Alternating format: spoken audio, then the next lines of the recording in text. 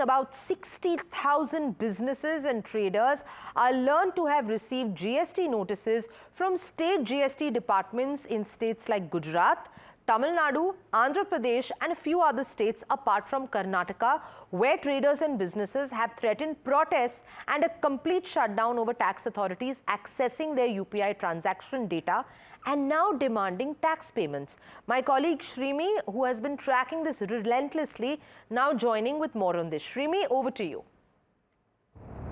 Yes, apart from Karnataka, actually couple of states, GST department, especially in Andhra Pradesh, Tamil Nadu and Gujarat, have issued similar sort of notices to trader and businesses seeking tax demand for not getting registered under GST and evading taxes for some time. And in fact,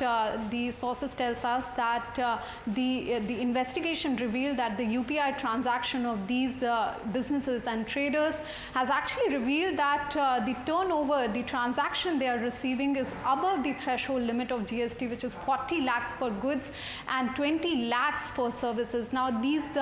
businesses are predominantly in the business to consumer segment like ice cream parlor, eateries,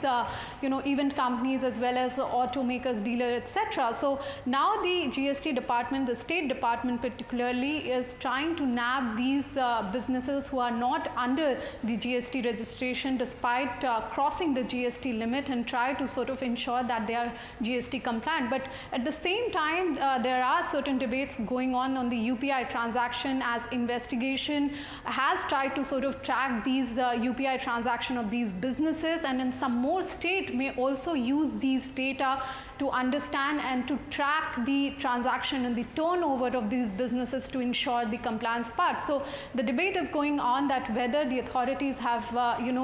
legal authority to access these data is one point, and in fact this has sparked a bigger debate on the fact that whether it could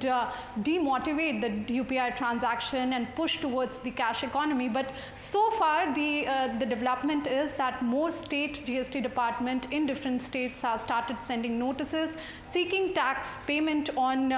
pending dues, and in fact they have also reported that some businesses have also actually underreported the income, underreported the tax, and they are ensuring that all should come under the GST net.